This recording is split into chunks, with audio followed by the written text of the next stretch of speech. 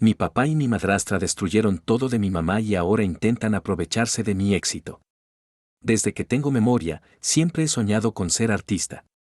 Incluso cuando era muy pequeño, sentía una gran atracción por crear cosas, dibujar, pintar, simplemente hacer arte de cualquier forma posible. Pasaba horas en mi cuarto con un lápiz en la mano y una libreta de bocetos en las piernas, completamente absorto en mi propio mundo. Ahí era donde me sentía más yo mismo. Pero mi papá nunca entendió realmente ese lado de mí. No apoyó mi amor por el arte y, en vez de animarme, se burlaba de mí. Decía cosas como que no era lo suficientemente masculino, y siempre dolía más de lo que demostraba. Esperaba que fuera como los otros chicos corriendo afuera, jugando deportes y peleando. Pero ese simplemente no era yo. Yo era tranquilo, creativo, y más feliz cuando estaba solo con mis dibujos. Sus burlas me hicieron sentir que algo estaba mal conmigo, como si no estuviera cumpliendo con lo que él quería que fuera. Era difícil cargar con esa presión cuando todo lo que quería era ser fiel a mí mismo. Todavía recuerdo un día en la escuela, cuando tuvimos una pequeña presentación donde los estudiantes pudieron mostrar su arte y se invitó a los padres a ver lo que habíamos estado haciendo.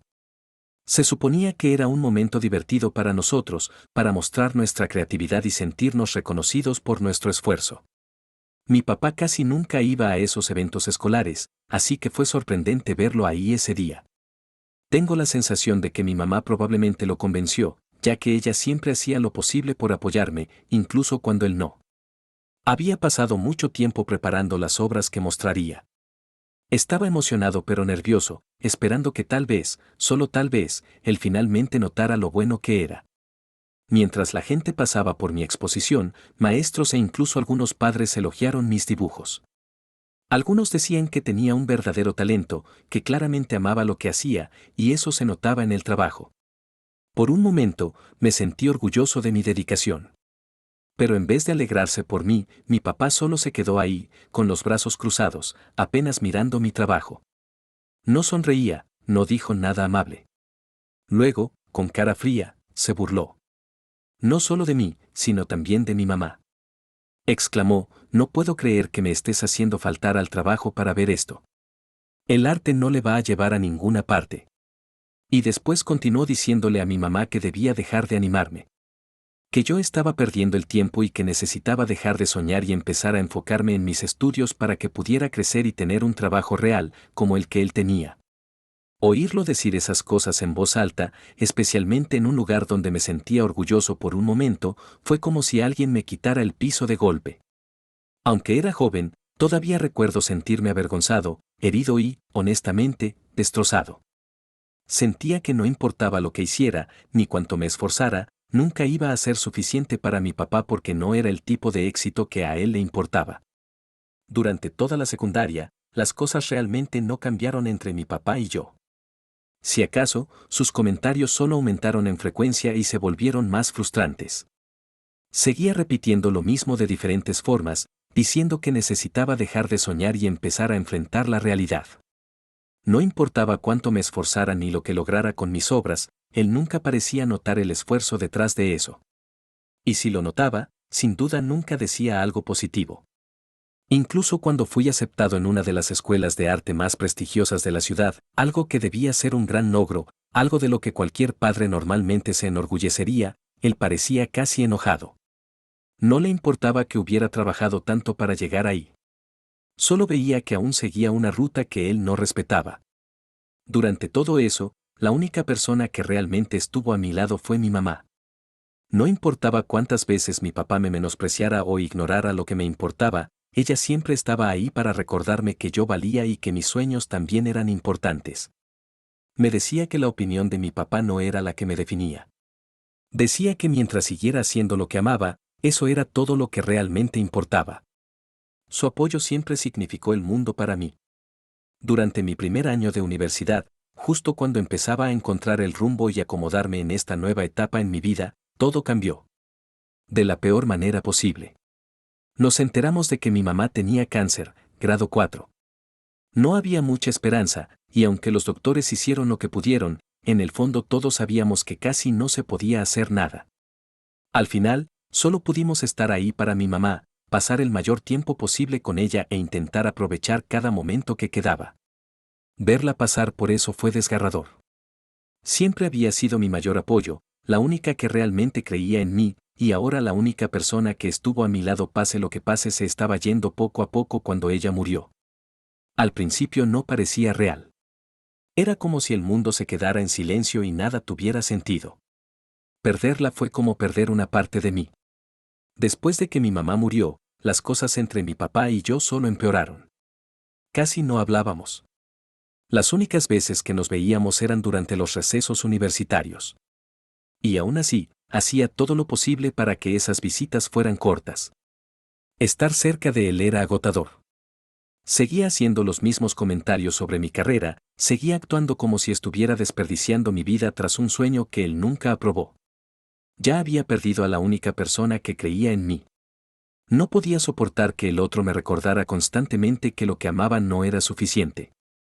Así que me mantuve lo más alejado posible de él. El año pasado, mi papá conoció a la mujer que ahora es mi madrastra. Su relación avanzó muy rápido. En solo 6 meses ya habían decidido casarse. Se sintió repentino, casi apresurado, pero intenté tener la mente abierta. Mi madrastra también tiene una hija de un matrimonio previo, y poco después de la boda, ambas se mudaron a nuestra casa. Un día, volví a casa durante un receso universitario y descubrí que, sin ceremonias, me habían sacado de mi habitación. Todas mis cosas personales, mis materiales de arte, mis libretas, habían sido empacadas y llevadas al sótano. No hubo aviso, ni advertencia, ni siquiera una conversación al respecto. Fue como si me hubieran expulsado del espacio que antes era mío sin siquiera pedirme permiso. Me dijo mi madrastra que el cuarto ahora lo usaba su hija porque ella pasaba más tiempo en casa que yo. Justificó que había arreglado el sótano para que fuera suficientemente bueno para mí. Pero no se trataba solo de perder mi habitación. Fue la forma en que lo hicieron. Sin cuidado, sin respeto. Ni siquiera un instante para reconocer que eso podía doler. Simplemente fui reemplazado. A lo largo de su matrimonio, ha quedado claro que mi madrastra se ha empeñado en cambiar todo en la casa. Parece que quiere borrar cualquier rastro de mi mamá. Como si ella nunca hubiera existido. Lo más duro de eso es saber cuánto amor y esfuerzo puso mi mamá en hacer de esa casa un hogar. Ella era diseñadora de interiores, así que cada detalle, desde el color de las paredes hasta los pequeños adornos, reflejaban su creatividad, su gusto y su calidez. La gente solía entrar y genuinamente elogiaba lo único y hermoso que era todo. Tenía personalidad, tenía alma. Era de ella. Pero desde la boda, mi madrastra comenzó a destruirlo todo, repintando, reemplazando muebles por todos lados, tirando cosas que mi mamá había elegido. No preguntó. Ni siquiera habló del tema. ¿Y con qué lo reemplazó? Todo en la casa ahora es solo beige, blanco, gris. Como si hubiera copiado el catálogo de una de esas tiendas modernas de internet y pegado todo el diseño. Ella dice que es estético, pero para mí solo se ve frío y genérico, como la casa de cualquier mujer blanca urbana que ves en Instagram, pero sin nada de corazón. Lo que más duele ni siquiera es el mal gusto. Es el hecho de que la casa ya no se siente como de mi mamá. Antes era un espacio lleno de recuerdos, donde podía todavía sentir su presencia después de que se fue. Ahora, es como si todo eso hubiera sido eliminado, un cojín beige a la vez. En el patio trasero había un árbol. Solo un árbol que significaba mucho para mí. Lo plantamos mi papá y yo después de que mi mamá murió. Era nuestra forma de honrarla. Algo vivo y creciendo en su memoria. A mi mamá siempre le encantó la naturaleza, las plantas, los árboles y las flores. Así que ese árbol era como si una parte de ella siguiera aquí con nosotros. Pero no mucho después de la boda, mi madrastra decidió que ya no quería ese árbol en el patio. Según ella, no quería que mi papá ni yo siguiéramos recordando a mi mamá ahora que ella era parte de la familia. Como si el amor por alguien que murió tuviera fecha de caducidad. Llamó al árbol innecesario y hasta dijo que estorbaba y no le gustaba. Mi papá se veía incómodo, pero no dijo nada. Pero yo no podía dejar que simplemente sucediera. Me planté firme y discutí con ella, intentando que entendiera. Le dije que el árbol era inofensivo, que solo era un símbolo de la memoria de mi mamá. Que no le hacía daño a nadie. Quitar un árbol ya crecido solo porque tiene celos de una mujer que ya falleció. Sonaba ridículo, pero a mi madrastra no le importó. Me dijo que el árbol era un recordatorio constante de mi madre muerta, y que eso no le convenía para empezar su nueva vida con mi papá. En su mente, talarlo era necesario para que todos nosotros avanzáramos. Y aunque luché todo lo que pude, al final ella igual lo quitó. Después de ese incidente, cualquier poco de respeto que tenía por mi madrastra desapareció por completo. Hasta ese momento, nunca tuve problema con que mi papá se volviera a casar. No esperaba que todo fuera perfecto, y nunca me opuse a que él buscara ser feliz otra vez. Pero ahora estaba claro que esta mujer no solo intentaba ser parte de nuestras vidas. Estaba activamente intentando borrar todo lo que nos recordara a mi mamá. Y eso no podía aceptarlo. Lo odié. Odié lo fácil que le resultaba despreciar las cosas que más me importaban como si no valieran nada. Esa tensión llevó a peleas constantes entre nosotros. Sentía que siempre estábamos al borde de discutir. Ella seguía intentando forzar esta imagen de la familia perfecta. Y cada vez que no jugaba el papel, actuaba como si yo fuera el problema. Una vez hizo que mi papá y yo posáramos para una supuesta foto familiar con ella y su hija. Luego exigió que la subamos a las redes sociales porque quería que todos nuestros amigos y familia vieran lo felices que éramos los cuatro. No quise hacerlo. Se sentía falso, como si solo estuviéramos fingiendo para las redes sociales. No estaba listo para hacer como si todo fuera normal, especialmente cuando nada se sentía real. Pero cuando me negué, me volteó la jugada.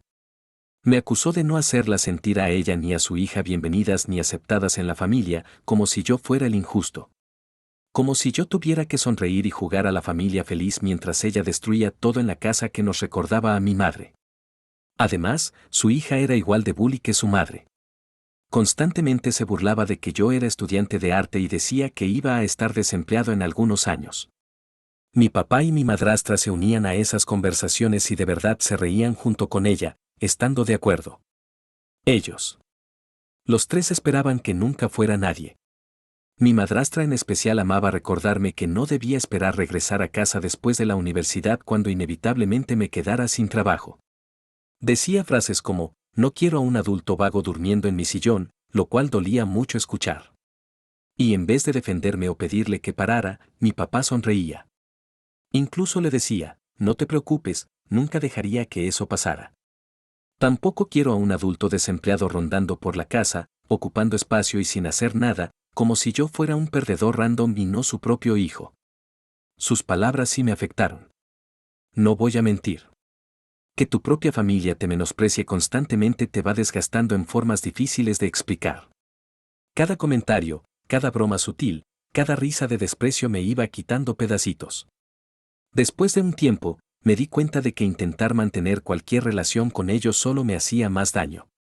Así que empecé a alejarme. Poco a poco, dejé de buscar contacto. Dejé de visitar. Incluso cuando mi papá llamaba en Navidad o Año Nuevo, mantenía la conversación breve, dando excusas vagas de que estaba ocupado con trabajo. Simplemente no podía seguir fingiendo. No podía forzarme más a estar en un lugar donde me sentía tan no deseado e invisible. Este año, por fin, todo cambió. Me gradué de la universidad y, además, he empezado a recibir un flujo constante de encargos por mi arte. La gente de verdad me está pagando por crear obras para clientes de alto nivel. Incluso algunas de mis piezas más únicas ya tienen dueños entre coleccionistas que aprecian mi trabajo. Y como si no bastara, he estado trabajando con un museo para exponer mi arte en una muestra próxima. Todavía me parece irreal a veces, pero amo mi trabajo. A través de todo esto, nunca levanté el teléfono para contarle a mi papá nada. Ni cuando conseguí mi primer gran encargo, ni cuando firmé el trato con el museo. Y la verdad, no me siento culpable por eso. Él no necesita saberlo. Nunca estuvo ahí para mí cuando realmente importaba. Nunca me apoyó, nunca creyó en mí. Así que no le toca celebrar el resultado de algo que nunca ayudó a crecer. Entonces, justo esta semana, recibí una llamada suya. Dijo que planeaba hacer una venta de garaje para deshacerse de cosas viejas de la casa. Lo que no imaginaba es lo que haría mi madrastra durante esa venta. Para dar contexto, hace años pinté algo muy especial para mis padres. Era un paisaje inspirado en un viaje a Hawái al que fui con ellos cuando era muy pequeño. Ese viaje se me quedó grabado. Recuerdo la calma, los colores del atardecer, como mis papás reían juntos. Como en ese tiempo realmente sentíamos que éramos familia. Así que cuando llegó su aniversario, decidí pintar ese recuerdo con todos sus colores. Regalárselo. Mi mamá lo adoró. Lo enmarcó y colgó con orgullo en la habitación de invitados. Y se convirtió en una de esas piezas que la gente siempre elogiaba cuando visitaba. Incluso mi papá, que rara vez decía algo amable sobre mi arte, admitió que era realmente algo. Esa pintura, para mí, era un recordatorio de una época más simple y amable. Sin embargo, mi madrastra decidió venderla a escondidas, sin preguntar ni siquiera a mi papá. Decidió deshacerse de ella como si fuera basura. Después de la venta de garaje, mi papá me llamó para avisarme, con total indiferencia. Ah, por cierto, tu madrastra vendió uno de tus cuadros de la habitación, dijo. Casi no podía creerlo y tuve que preguntarle de nuevo para confirmar. Me dio muchísima rabia y le dije claramente que su esposa no tenía ningún derecho a hacer eso. Ese cuadro no era solo decoración, era mío.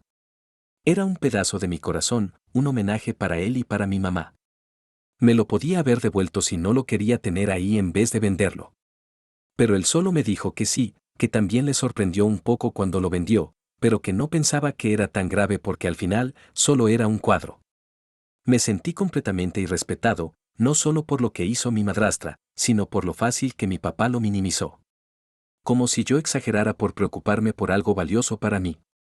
No había compasión en su voz, ni entendimiento. No quise discutir más, así que colgué. Necesitaba espacio. Pero más tarde esa noche, recibí un mensaje de mi madrastra. Dijo que mi papá estaba muy molesto después de nuestra charla y que yo debía haber sido más cuidadoso con mis palabras hacia él. La forma en que lo dijo era como si yo fuera un niño haciendo un berrinche, en vez de alguien con derecho a estar herido, lo cual me hizo hervir la sangre. Me dijo que ella tenía todo el derecho de vender el cuadro porque, según sus palabras, se veía horrible en la habitación de invitados, como si el significado emocional no importara, como si solo fuera un mueble cualquiera que podía reemplazar. Me dijo que dejara de ser tan emocional por eso y que simplemente pintara a otro si me importaba tanto. Ignorando completamente que hay cosas que no se pueden reemplazar. Esa pintura vino de un momento de mi vida que ya no existe. No podía recrearla. Y como si no fuera suficiente, añadió que vendió la pintura, por unas cuantas monedas, y que ni siquiera era tan buena. Era intencionalmente para herirme, y yo lo sé. Con calma le respondí. No tenías ningún derecho de vender mi cuadro. No era tuyo. Y después lo menosprecias, actúas como si yo exagerara y quieres hacerme sentir pequeño. Eres patética. Tu opinión no significa nada para mí. Es tan insípida y básica como tu decoración beige de suburbio. No entiendes de arte y tampoco me entiendes a mí, así que no me vuelvas a hablar del tema. Se trabó, sorprendida. Por una vez no tuvo nada sarcástico ni prepotente para contestar. Y no le di oportunidad de recuperarse, simplemente terminé la llamada. No iba a perder ni un minuto más de mi vida defendiendo mis sentimientos ante personas que nunca los respetaron. Ahora ella y mi papá me están llenando el teléfono de mensajes diciendo que soy cruel por lo que le dije, que tengo que disculparme por avergonzarla, y por no respetar sus decisiones ni sus sentimientos. Pero seamos sinceros. Lo que realmente quieren decir es que por fin me defendí y no les gustó. ¿Estoy exagerando si no lo hago? Actualización 1. Solo quería agradecerles a todos por su apoyo. Estos últimos días han sido abrumadores, así que de verdad aprecio todas las palabras amables. Para responder algunas preguntas y actualizarlo sobre cómo van las cosas. No voy a disculparme con mi papá ni con mi madrastra. No les debo una disculpa por defenderme y poner límites. Si no pueden entender lo que esto significaba para mí, ese es su problema. Pero ya no voy a disculparme por mis emociones ni por mi arte.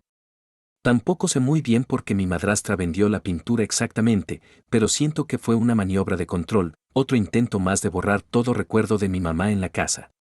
Ha estado haciendo cosas así desde hace tiempo, cambiando la decoración a su gusto y, en general, actuando como si los recuerdos que tengo de mi mamá no pertenecieran ahí. Parece que quiere hacer la casa y la vida de mi papá solo suyas, olvidando el pasado. Que quede claro, llevo años intentando comunicarme con mi papá sobre cómo me siento y nunca ha cambiado nada. Si él no puede entender por qué lo que pasó me dolió, no puedo seguir peleando esa batalla. Él tendrá que decidir si quiere de verdad entender a su propio hijo o simplemente seguir viviendo en negación. Ahora me enfoco en lo que es mejor para mí. Si mi papá quiere una relación conmigo, tiene que ser bajo mis condiciones. He reducido al mínimo las visitas y el contacto porque no quiero ser irrespetado todo el tiempo. Siempre lo voy a querer, pero está claro que mis prioridades son diferentes a las suyas y tengo que cuidar mi salud mental. Estoy bien solo. Actualización 2. Han pasado 2 meses desde mi última actualización. Esta semana sucedió algo inesperado. Me invitaron a hablar en las noticias. Me hicieron una entrevista breve sobre mi arte y mi trayectoria. No quiero dar muchos detalles, si no podrían dar con quién soy, pero digamos que he logrado generar un grupo de seguidores muy dedicados. Y mis ventas realmente se han disparado. He tenido que contratar a 2 asistentes solo para poder atender todas las llamadas de nuevos clientes. Es como si todos quisieran trabajar conmigo. Si soy honesto, no puedo evitar pensar en mi mamá en este momento. Si estuviera aquí, estaría tan orgullosa. Siempre fue mi mayor fan, la que creyó en mi arte incluso cuando yo mismo dudaba. Su confianza en mí me dio la fuerza para seguir adelante incluso cuando el mundo no lo entendía. Pues, como no tengo contacto con mi papá ni con mi madrastra, no tenía ni idea de que iba a salir en las noticias esta semana. Durante la entrevista, hablé sobre mi educación, mi inspiración, las personas con las que he tenido el privilegio de trabajar y, sí, incluso los precios de mis obras. No esperaba que mi papá me llamara después de la entrevista. Al principio la ignoré. No ha sido parte de mi vida en meses, así que no sentí necesidad de responderle. Pero luego me mandó un mensaje. Me dijo que él y mi madrastra vieron la entrevista y que no tenía idea de que estaba ganando tanto dinero con mi arte. Me regañó, acusándome de no compartir nada de mi vida con él. Incluso me dijo que estaba orgulloso de mí y que le encantaría verme pronto. Sin embargo, la hipocresía es tan evidente.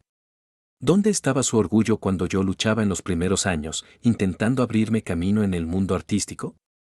¿Dónde estaba su apoyo cuando me decían que mis sueños no eran prácticos y que tenía la cabeza en las nubes? Jamás le importó preguntar ni una vez cómo me iba o en qué estaba trabajando. Es frustrante que ahora que por fin todo mi esfuerzo está dando frutos, de repente quiera estar involucrado en mi vida. Y el hecho de que mencionó que nunca le cuento nada, es demasiado. Durante años tuve que mantener la distancia con él. No por rencor, sino porque nunca me respetó ni a mí ni a mis decisiones. Nunca se molestó en saber de mi vida hasta que empecé a ganar dinero. Su orgullo ahora me parece menos apoyo real y más un intento de colgarse de algo en lo que jamás estuvo. No he respondido nada porque, sinceramente, ya no necesito su aprobación. Pasé demasiado tiempo dependiendo de personas que no estuvieron cuando las necesitaba. Y ahora que he encontrado mi propio éxito, no estoy seguro de querer volver a abrir esa puerta. Es cuestión de proteger mi paz. Logré esto solo, a pesar de todas las dudas y rechazos. Si realmente hubiera querido ser parte de mi vida, habría hecho el esfuerzo cuando importaba. Por ahora, decido mantenerlo fuera de mi vida tanto como me sea posible porque mientras menos me relacione con él, mejor es para mi salud mental. Hace una semana de mi última actualización. No les he respondido ni a mi papá ni a mi madrastra. Simplemente no he podido. Pero hoy vi algo que ya cruzó la línea. Mi madrastra subió una foto de los 4, mi papá, ella, su hija y yo de quién sabe cuándo, acompañada de un largo mensaje de cómo está orgullosa de tener un hijastro con espíritu como yo. Escribió y escribió sobre cómo soy un artista maravilloso y exitoso y cómo siempre supo que yo tenía potencial. Sentí ira en cuanto lo vi. Esa mujer jamás tuvo una palabra amable para mí en persona. Pero ahora en redes sociales actuaba como si fuera mi mayor fan. Obviamente lo hizo por atención. Quiere que todos sepan que tiene relación conmigo, ahora que soy un artista reconocido. Quiere quedar como alguien importante, como si me hubiera ayudado a llegar a donde estoy.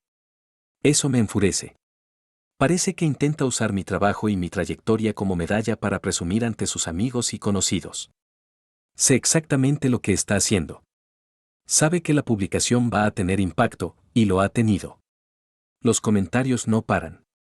La felicitan por haber criado a un artista tan talentoso. Parece que quiere acreditarse todo lo que me ha costado tantos años, todo lo que construí por mi cuenta. Me molesta muchísimo. He reportado el post, pero no espero gran cosa. Probablemente lo deje ahí, disfrute de la atención y siga actuando como si fuera parte de mi historia. Simplemente apesta. Actualización 4. Gracias a todos por sus ideas de cómo podía desquitarme con mi madrastra. Esto es lo que hice. Fui a la sección de comentarios del post que subió y la desenmascaré por completo. Dejé un comentario donde escribí cómo siempre me trató como una carga, cómo ella y su hija se burlaban de mis sueños y cómo llegó al extremo de vender una pintura que hice para mi mamá fallecida, algo invaluable para mí, por unas monedas, simplemente porque no sabía que tendría éxito después. Dejé todo claro para que todos los que la elogiaban supieran que no tuvo nada que ver con mi éxito y que nunca estuvo para mí cuando realmente importó. La llamé parásito, desesperada por colgarse de mis logros ahora que tengo algo brillante para presumir en público. Basta decir que mi madrastra no recibió bien mi comentario. Me llamó furiosa porque le empezaron a llegar llamadas de gente preguntando sobre lo que puse en su publicación y aunque rápidamente borró mi comentario, parece que fue tarde. Algunos de sus amigos ya hicieron capturas de pantalla y ahora va a circular entre todos. Le dejé claro a mi madrastra que no me importa cómo se sienta respecto a mi comentario porque es la pura verdad. Le dije directamente que si no borra el post completo, voy a hacer yo mi propia publicación pública y contar todo lo que me hizo, esta vez en mi propia plataforma donde ella no pueda ocultarlo ni borrarlo. De mala gana y claramente furiosa, finalmente aceptó borrar la publicación por completo. Me siento un poco victorioso. Gracias a todos por su ayuda. Mi cuñada destruyó mi maternidad con mentiras y ahora quiere que la salve tras engañar a su esposo. Cuando supe que estaba embarazada, sentí que era la persona más afortunada del mundo.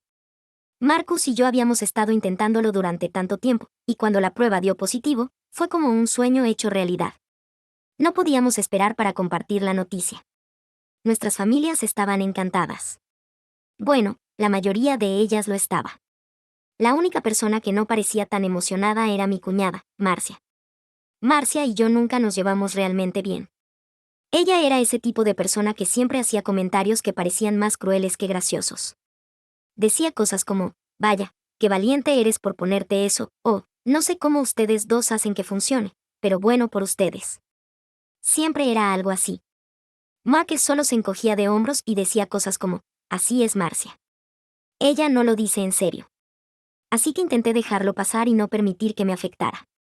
Sin embargo, durante mi embarazo, los comentarios de Marcia empezaron a sentirse diferentes. De alguna manera, peores. Hacía bromas raras sobre cómo Marcus y yo no nos parecíamos y sobre lo gracioso que sería si Perry no se pareciera a él. No dije nada porque no quería generar drama, pero en el fondo me dolía. Intenté convencerme de que estaba exagerando y que solo era Marcia siendo como siempre. Cuando Perry nació, todo salió mal. Había planeado que el parto fuera tranquilo, pero terminé necesitando una cesárea de emergencia. Después de eso, tuve complicaciones y tuve que quedarme en terapia intensiva por varios días. Fue una de las experiencias más difíciles por las que he pasado. Me sentía tan débil y asustada, preocupada por si estaría bien por Perry y por Marcus. Mientras estaba en el hospital recuperándome, Marcus me contó algo que me volteó el mundo. Dijo que Marcia le había dicho que debía hacerse una prueba de ADN a Perry. Ella lo mencionó mientras yo todavía estaba en cirugía. Al parecer, dijo algo como, nunca se sabe en estos días. Es mejor comprobar y estar seguro. Marcus dijo que le pidió que parara y que confiaba en mí completamente. No lo pensó ni un segundo más, pero creyó que debía saber lo que dijo. No podía creerlo. Yo estaba en una cama de hospital, apenas capaz de sentarme, y Marcia estaba afuera sugiriendo que Perry ni siquiera era hijo de Marcus. Me sentí humillada y dolida. No había motivo alguno para que dijera eso. Jamás había hecho nada para que nadie cuestionara mi fidelidad. Sentí como si Marcia quisiera destruirme cuando yo ya estaba en mi punto más bajo. Cuando le pregunté a Marcus por qué no la paró en seco o se negó a darle importancia a sus tonterías, me respondió que no quería hacer un escándalo. Pensó que ignorándolo ella dejaría de insistir. No entendió lo serio que era esto para mí. Saber que Marcia había dicho algo tan horrible mientras yo luchaba por mi vida me hizo sentir traicionada. No solo por ella, sino también un poco por Marcus. Después de que llevamos a Perry a casa, traté de superarlo, pero no pude. Marcia seguía viniendo porque visitaba mucho a mis suegros, Luan y David. Cada vez que la veía, era como reabrir una herida. Seguía pensando en ella riéndose para sí misma, quizá incluso diciéndole a otras personas que Marcus debía asegurarse si Perry era realmente suyo. Me enfermaba cada vez que la imaginaba cargando a mi bebé o fingiendo preocuparse por nosotros. Lo que empeoró las cosas fue cuando Marcia se enteró de que yo estaba molesta. En vez de disculparse, lo tomó como una broma. Empezó a decirle a la gente que yo estaba hormonal y que exageraba. Me llamó perra a mis espaldas y decía que necesitaba relajarme. Actuó como si el comentario del ADN no fuera gran cosa, como si yo estuviera exagerando. Todo esto me lo contaron familiares que pensaban que debía informarme sobre lo que Marcia decía sobre mí. Cada palabra fue como una nueva bofetada. Marcia no solo dijo algo hiriente. Insistió en ello. Se pintó a sí misma como la víctima, como si yo le estuviera molestando a ella. Incluso en reuniones familiares no paraba. Hacía comentarios como, vaya, Perry está linda, pero no se parece tanto a Marcus, ¿verdad? Luego se reía como si fuera lo más gracioso del mundo. Sabía que lo hacía a propósito para provocarme, y funcionaba. No podía ocultar lo enojada que estaba. Empecé a evitar los eventos familiares solo para no tener que verla. Marcus trató de hablar con ella, pero no cambió las cosas. Le dijo que dejara de mencionar la prueba de ADN y que parara de hacer bromas sobre la apariencia de Perry. Pero a Marcia no le importaba. Solo seguía diciendo que yo exageraba y que no lo decía en serio. Era como si nada de lo que yo sentía importara para ella. No podía entender cómo alguien podía ser tan cruel. Había pasado por un parto traumático y en lugar de apoyarme, Marcia intentó destruirme. Y cuando me molesté, se burló de mí por eso. Sentía que nadie entendía realmente cuánto dolía esto. Incluso Marcus, que intentó defenderme, no parecía comprender lo profundo que me afectaba. Marcia volvió un campo minado la relación con la familia. Cada vez que había una reunión, tenía que preocuparme si ella iba a estar ahí y qué nuevos comentarios haría. Incluso cuando no estaba, pensaba en lo que podría estar diciendo sobre mí a mis espaldas. Era agotador. Luan y David no se involucraban mucho y eso me hacía sentir aún más aislada. Luan le dijo a Marcia que lo dejara una vez, pero no fue suficiente para mí. Quería que alguien le dijera a Marcia que lo que hizo estuvo mal, que cruzó una línea. En cambio, sentía que todos lo minimizaban. Todo esto cambió mi manera de ver a Marcia. Nunca me cayó bien, pero ahora no puedo ni estar en la misma habitación con ella sin sentir rabia. No la quiero ni cerca de mí ni de Perry. No fue solo el comentario del ADN. Fue su negativa a disculparse o asumir responsabilidad. Actuó como si yo fuera el problema, no ella. Hoy Marcia me llamó de la nada. No había hablado con ella en mucho tiempo y, honestamente, no esperaba volver a saber de ella después de todo lo que hizo. No estábamos exactamente en buenos términos, pero esta llamada no fue como otras del pasado. Sonaba diferente, triste, incluso desesperada. Empezó a contarme lo que había pasado en su vida. Marcia acababa de tener un bebé, pero todo le había salido mal. Su esposo, Zach, la dejó poco después de que nació el bebé. Me explicó que Zach tenía dudas sobre si el bebé era suyo. Al principio pensé que exageraba, pero después admitió que Zach se hizo una prueba de ADN. La prueba confirmó que el bebé no era suyo. Escucharla admitir eso fue como algo sacado de una película. Esta era la misma mujer que alguna vez le dijo a mi esposo que le hiciera una prueba a nuestro bebé porque nunca se sabe. Sembró la duda en la mente de mi esposo, haciéndome la vida más difícil cuando yo ya estaba en mi punto más bajo. Y ahora el destino le había cobrado caro, mucho más de lo que yo pudiera haber imaginado. Después de que salieron los resultados de la prueba, Zach no se quedó a discutir. Hizo su maleta y la dejó. Marcia se quedó sola con un recién nacido y sin apoyo. Me contó que el resto de la familia también le había dado la espalda. Luan y David no querían que se quedara con ellos y nadie más en la familia quería ayudarla tampoco. Entonces me pidió si ella y su bebé podían mudarse con nosotros. Cuando le escuché decir eso, me quedé en shock. Esta mujer me había tratado como basura durante años. Me hizo la vida imposible después de que nació Perry, lanzando acusaciones y bromas a mis expensas. Me insultó y me hizo sentir que no era lo suficientemente buena para Marcus. Ahora quería que la dejara entrar a mi casa y la ayudara. Al principio, solo sentí ira. ¿Con qué derecho me pedía ayuda después de todo lo que me hizo? Nunca se disculpó por lo que dijo ni por el dolor que causó. Nunca intentó arreglar las cosas. Simplemente siguió con su vida como si nada hubiera pasado. Y ahora que tenía problemas, quería que yo la rescatara. Pero luego empecé a pensar en su bebé. Nada de esto era culpa del bebé. No era justo que el niño sufriera por los errores de Marcia. Por mucho que detestara a Marcia, no podía ignorar que había un bebé inocente de por medio. Al mismo tiempo, tenía que pensar en mi familia. Marcus y yo habíamos trabajado muy duro para crear un hogar estable y feliz para Perry. Por fin las cosas comenzaban a sentirse normales otra vez. Después de todo el drama que causó Marcia, dejarla mudarse era como invitar al caos de vuelta a nuestras vidas. No confiaba en ella y no estaba segura de si alguna vez podría hacerlo. A Marcus tampoco le entusiasmaba la idea. Estaba enojado con Marcia por cómo me trató y no pensaba que mereciera nuestra ayuda. Pero también sentía lástima por ella. Era su hermana y, por más horrible que hubiera sido, no quería verla completamente sola. Estuve dándole vueltas en mi cabeza, tratando de decidir qué hacer. Por un lado, Marcia había creado este desastre sola. Le mintió a su esposo y ahora enfrentaba las consecuencias. No merecía compasión por eso. Por otro lado, ¿cómo podía rechazarla cuando claramente estaba en su peor momento? Tampoco podía quitarme la idea de que su disculpa no era genuina. Dijo que sentía todo, pero parecía más que decía lo que pensaba que yo quería oír. No se sentía real y no podía creérmela. Me preguntaba si realmente había cambiado o si volvería a ser la de siempre en cuanto se recuperara. Marcia siempre había sido rápida para juzgar y criticar a los demás.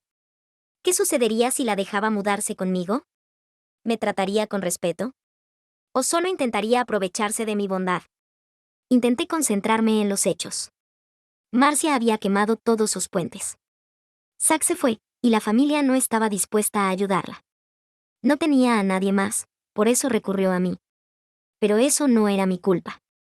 Ella misma se puso en esta situación. No era mi responsabilidad solucionarlo por ella. Aún así, no podía dejar de pensar en el bebé. Por mucho que no quisiera a Marcia en mi vida, me daba pena el niño. Rechazarla me hacía sentir como si castigara a un inocente por algo que no era su culpa.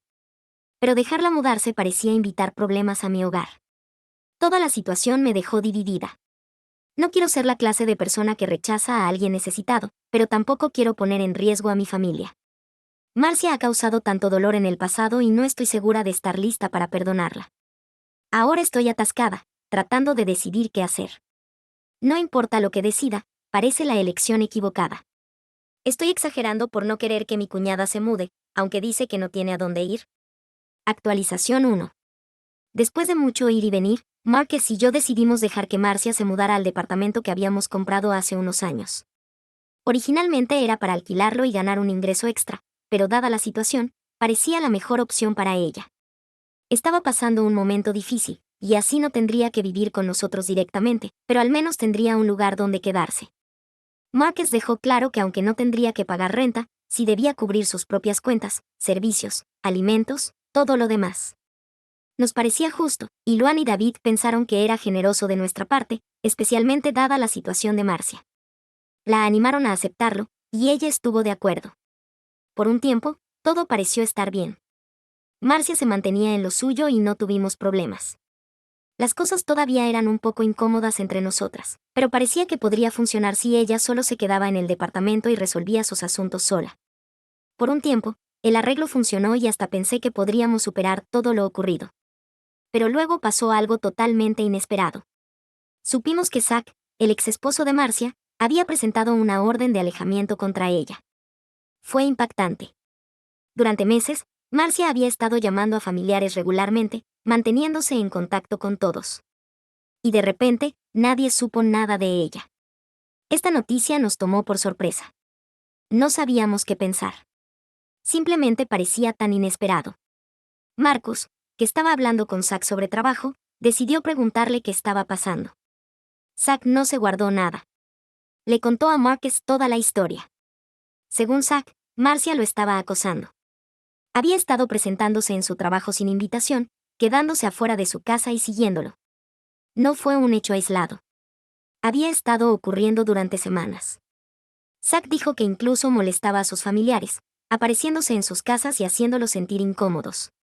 Cuando Zack confrontó a Marcia, ella se derrumbó. Le rogó que volviera, le dijo que lo amaba y que había cometido un gran error. Le prometió que haría cualquier cosa para arreglar las cosas entre ellos. Quería que volviera y no soportaba la idea de que él estuviera con otra persona. Pero Zack fue claro con lo que quería. Le dijo que no quería volver con ella. Le recordó la infidelidad, que obviamente era definitiva para él. Le dijo que estaba harto y que nada cambiaría eso. Marcia no escuchó. Siguió persiguiéndolo, apareciéndose donde él estaba y llamándolo sin parar. Llegó al punto de llamar a su familia inmediata y extendida. La situación se puso tan mal que Zack no tuvo más opción que pedir una orden de alejamiento. Necesitaba que ella lo dejara en paz y que lo dejara seguir adelante. Cuando Marcus se enteró, Marcus se lo dijo de inmediato a Luan y David. Se sorprendieron y desilusionaron. Al principio, no sabían cómo reaccionar. Pero al final decidieron enfrentar a Marcia sobre el tema. Cuando le preguntaron sobre la orden de alejamiento, Marcia lo negó todo.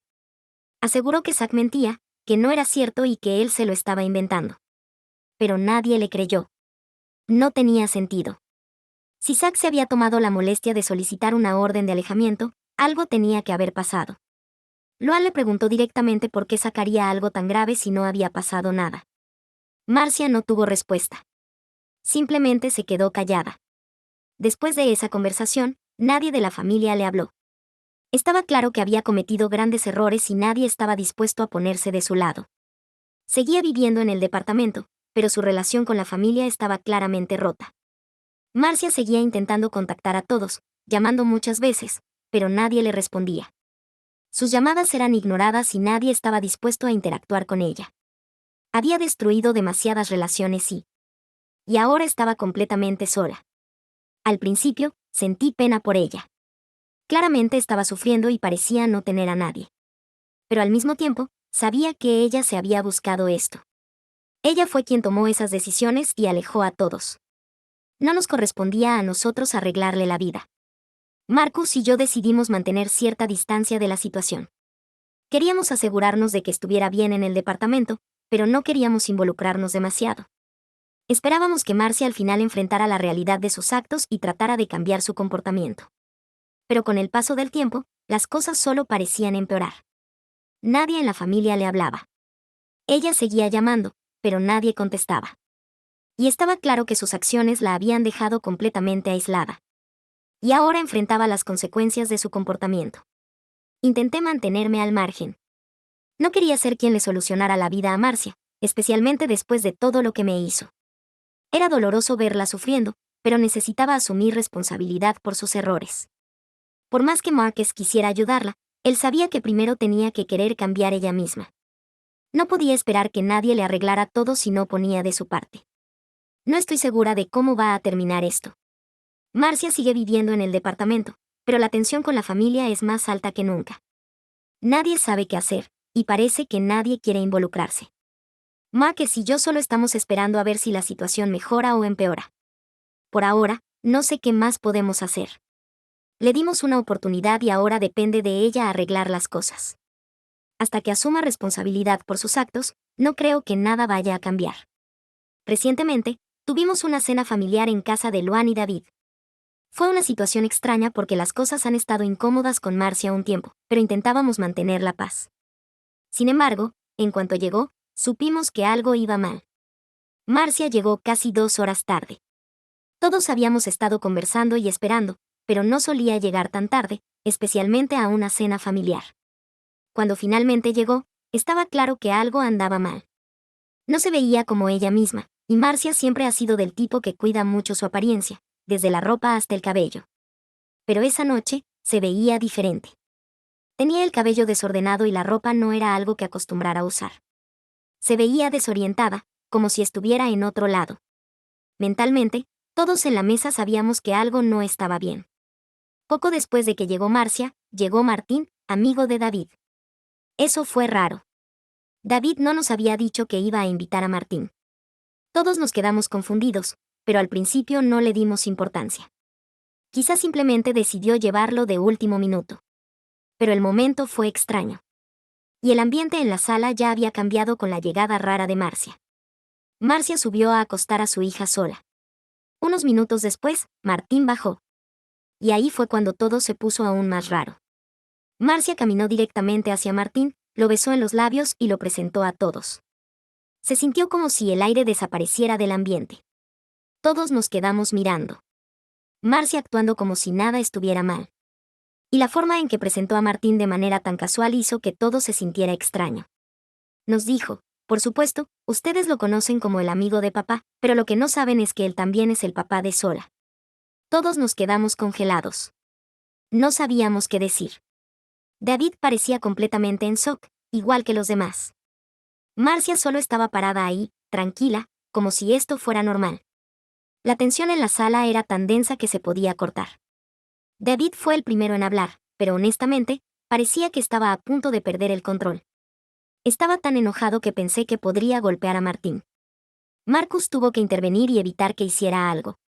David le hizo millones de preguntas a Martín, tratando de entender qué estaba pasando, desde cuándo sucedía y por qué no le habían contado. Martín parecía bastante tranquilo ante todo esto. No parecía preocupado por el impacto que provocó.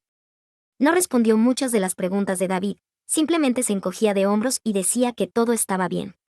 Entonces Marcia soltó otra bomba. Nos dijo, muy casual, que ya no necesitaría el departamento porque se iba a mudar con Martín a casa de su familia. Era como si simplemente estuviera informándonos sobre su nueva vida. Y ya. Sin advertencia, sin discusión. Y parecía tan segura de todo, como si tuviera todo resuelto y el resto de nosotros solo tuviéramos que aceptarlo. Luan, aún procesando todo, le preguntó a Martín por su esposa. Martín no se incomodó ni un poco. Nos dijo que él y su esposa ya estaban separados y que estaban en proceso de divorcio. No le afectaba en lo más mínimo. Pero para nosotros, era como si todo se hubiera puesto de cabeza. El resto de la noche fue incómodo. Todos intentábamos asimilar lo que acababa de suceder y nadie sabía cómo reaccionar. Era difícil entender cómo Marcia había llegado a este punto. Ella solía ser tan distinta, tan cuidada, pero ahora parecía que había perdido contacto con la realidad. Unos días después de la cena, Luan y David llamaron a Marcus y a mí a su casa. Nos pidieron que fuéramos, pero le dijeron a Marcia que dejara a Martín fuera. Esta vez estaba claro que querían hablar solo con ella. Fuimos sin saber qué esperar. Las cosas no empezaron bien. Luan y David estaban muy molestos. La sentaron y comenzaron a hablar del tema con Martín. Le preguntaron si sabía lo que estaba haciendo, si entendía las consecuencias de estar con alguien que le llevaba el doble de edad, especialmente cuando los hijos de Martín eran mayores que ella. Luan le preguntaba una y otra vez por qué tomaba estas decisiones, y era evidente que no aprobaba su elección. Sin embargo, Marcia estaba convencida de que todo estaría bien. Dijo que estaba segura de su decisión y que todo saldría bien en cuanto el divorcio de Martín finalizara. Parecía tan convencida de sí misma, pero el resto no podía entender cómo podía estar tan segura. David y Luan intentaron hacerle entrar en razón, pero Marcia no escuchaba. No estaba enojada ni a la defensiva. Solo repetía que todo saldría bien y que era feliz con su decisión, que nadie debía preocuparse por ella.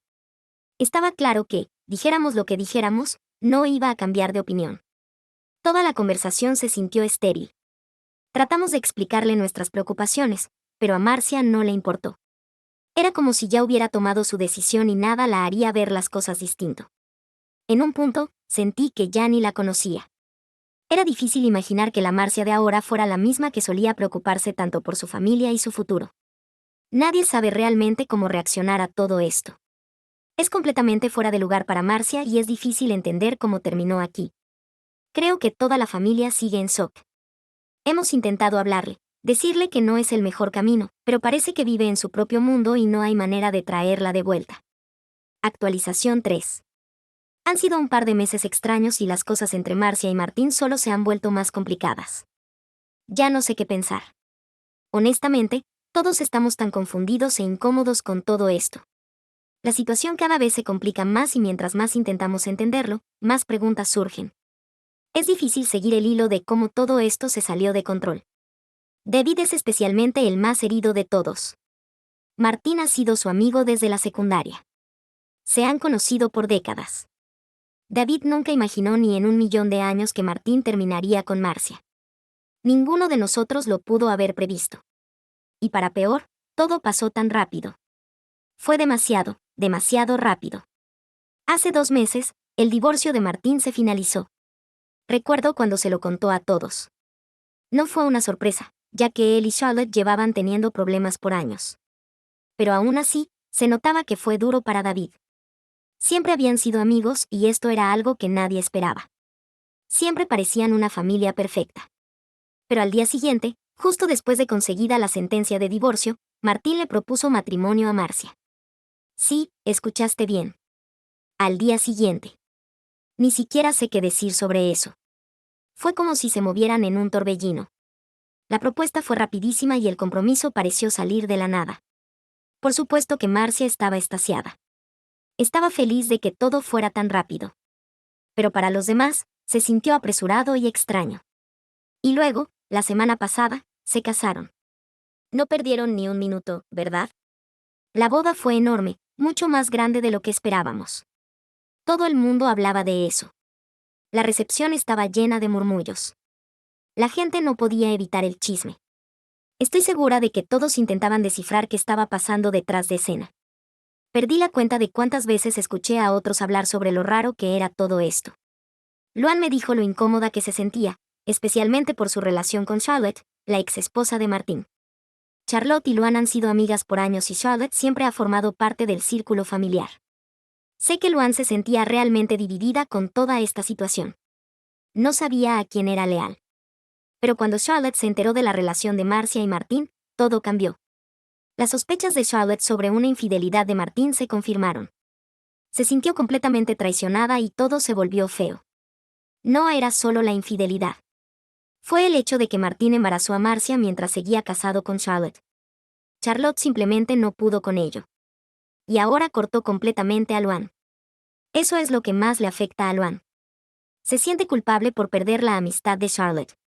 Charlotte fue su amiga durante décadas y ahora siente que esa amistad terminó de un plumazo. Puedo notar que le pesa, y no sé cómo ayudarla. Todo es tan enredado. Charlotte ya no habla con nadie en la familia y estoy segura de que Luan siente la culpa. En cuanto a Marcia, parece feliz. Al menos, eso aparenta. Ha estado publicando todo el tiempo sobre su nueva vida con Martín, actuando como si todo fuera perfecto. Tiene un nuevo esposo y desde fuera parece que vive en el sueño. Pero no puedo evitar sentir que hay mucho más detrás. Algo no me cuadra. Y no soy la única que lo siente. Es difícil confiar en la situación, especialmente con tanta historia y tantos problemas sin resolver. Todos desconfiamos de cómo terminará esto. Marcia y Martín creen que todo saldrá bien, pero no lo sé. Ya vimos antes cómo las cosas se desmoronan. Vimos lo rápido que fue todo entre ellos y es difícil creer que va a durar. Quiero alegrarme por Marcia, pero no puedo sacudirme la sensación de que comete un gran error.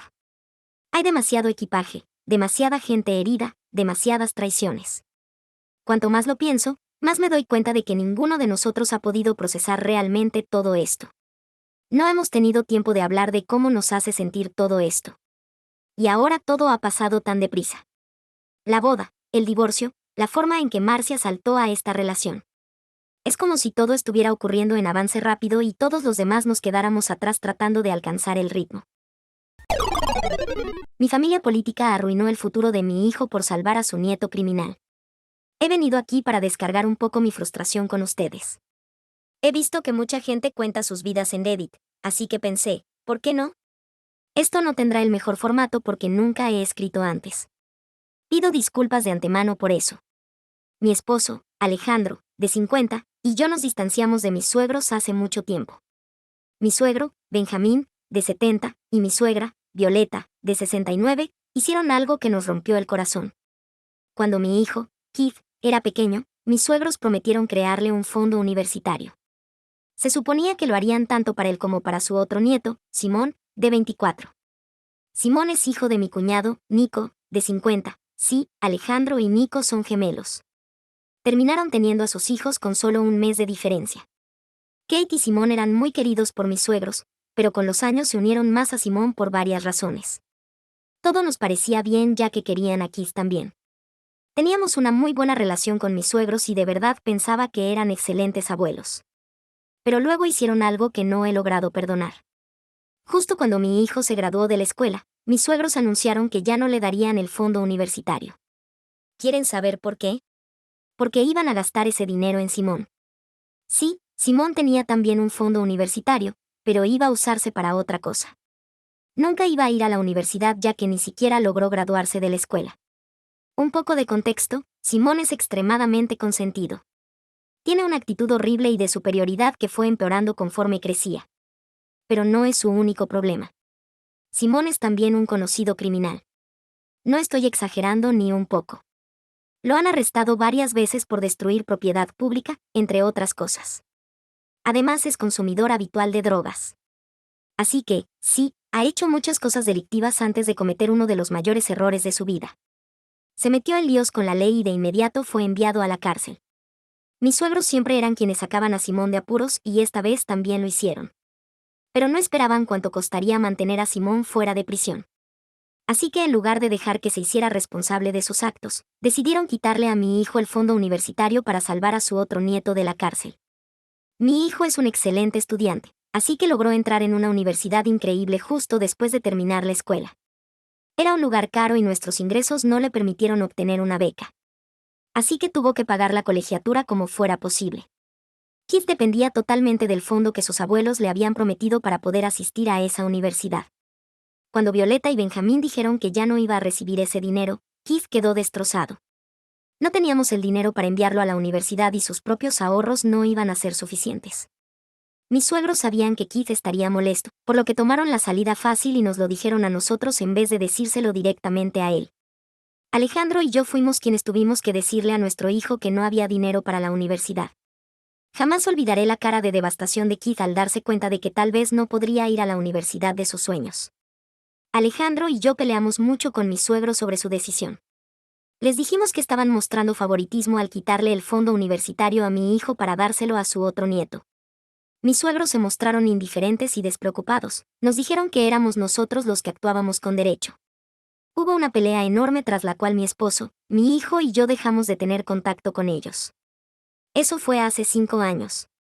Recientemente, mis suegros contactaron a Keith para pedirle disculpas y decirle que querían una oportunidad para recomponer la relación. Mi hijo estaba sumamente enojado por eso. Les dijo a mis suegros que después de semejante traición no quería volver a saber nada de ellos. Violeta y Benjamín luego nos llamaron llorando y suplicando que les ayudáramos a volver a conectar con Keith. El caso es que no queremos decirle a Keith que vuelva a contactarlos. Después de que Violeta y Benjamín nos menospreciaron, se nos hizo muy difícil lograr que Keith fuera a la universidad de sus sueños. Tuvimos que volver a hipotecar nuestra casa para poder enviarlo. No quería que mi hijo se matara trabajando para pagar préstamos estudiantiles. Así que Alejandro y yo decidimos ayudarlo lo más posible. Keith fue a la universidad y le fue muy bien.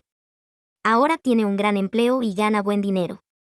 Incluso nos ha ayudado a pagar la hipoteca. Recientemente, a pesar de todo, mi hijo logró ser exitoso. Pero eso no significa que no hayamos padecido por lo que hicieron mis suegros. Lo más horrible es que mis suegros mostraron muy poco remordimiento por sus acciones y siguieron preocupados por su otro nieto. Mucho más de lo necesario. Nunca nos contactaron en estos 5 años ni siquiera para preguntar por qué ya no los visitábamos. Viven en otro estado, así que el contacto era un poco difícil, pero al menos pudieron haber enviado un mensaje o llamado. Ni siquiera fuimos invitados a Navidad ni Día de Acción de Gracias. No solo nosotros dejamos de tener contacto. Tampoco se esforzaron en intentar hablarnos. Y ahora, de la nada, regresan y nos ruegan que convenzamos a mi hijo de que los perdone. Todo esto me tiene tan alterada que siento que estoy perdiendo la cabeza. Mi esposo está harto también. Mi hijo se muestra mayormente estoico, pero sé que no le agradan sus mensajes interminables. Estoy pensando en bloquearlos porque ya van 10 días y siguen quejándose con nosotros. Solo escribir todo esto ya me está revolviendo los malos sentimientos, pero de verdad necesitaba compartir mi molestia en algún lado. ¿Alguien ha pasado por algo así? ¿Cómo lo resolvieron? Si alguien tiene algún consejo sobre cómo hacer que nos dejen en paz, se lo agradecería mucho. Sé que mi hijo no tiene derecho a ningún dinero de mis suegros. Por supuesto que es su dinero y pueden hacer lo que quieran con él. Pero tienen que entender cómo sus decisiones nos afectaron. Mi esposo y yo no habíamos ahorrado para la universidad porque sabíamos que Violeta y Benjamín iban a pagar los estudios de Kid. Si lo hubiéramos sabido, habríamos empezado temprano y ahorrado para nuestro hijo. Mis suegros insistieron en que no necesitábamos guardar nada porque ellos se iban a encargar del fondo para la universidad de mi hijo. Tal vez fue nuestro error creerles. Júzguenme. No tenía razón para no creerles. Encima, la decisión de quitar el fondo universitario fue bastante repentina, así que no lo vimos venir. Cuando mi esposo y yo vimos que mis suegros le daban dinero a Simón, les preguntamos si tenían suficiente estabilidad financiera para gastar tanto en él. También les preguntamos si seguían dispuestos a pagar por la universidad de nuestro hijo. No pensábamos que le fueran a dar ese dinero a Simón, pero sí creímos que tal vez lo necesitarían para ellos mismos, ya que agotaban sus ahorros como si nada. Tuvieron múltiples oportunidades para decirnos que no iban a darle a Kid el dinero prometido. Aún así, eligieron esperar hasta el último momento y luego actuar como si nada y de forma indiferente. Kid sufrió mucho al ver que preferían a Simón antes que su futuro. Había llorado mucho porque pensó que no podría estudiar en la universidad de sus sueños. Jamás olvidaré esos días. En esta vida. Mis suegros simplemente no merecen formar parte de la vida que mi hijo ha construido. No sé cómo esperaban que les perdonáramos y olvidáramos todo.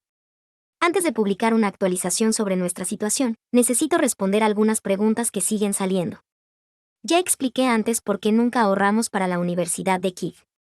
Si no lo han leído, por favor regresen y tómense nota. Muchos preguntaron si había celos entre Kid y Simón, y la respuesta es no. Nunca fueron cercanos porque mi cuñado Nico y su familia vivieron en otro condado durante 10 años. No crecieron juntos exactamente.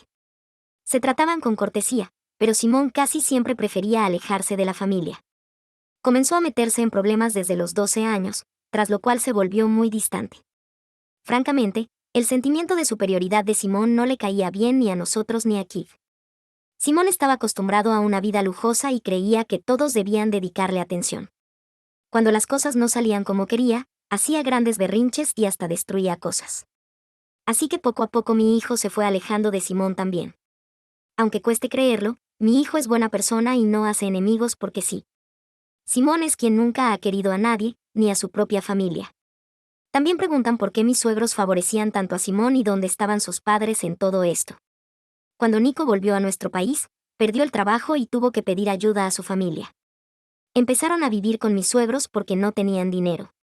Mis suegros solían ser muy generosos y comprensivos y les dieron la bienvenida sin problemas.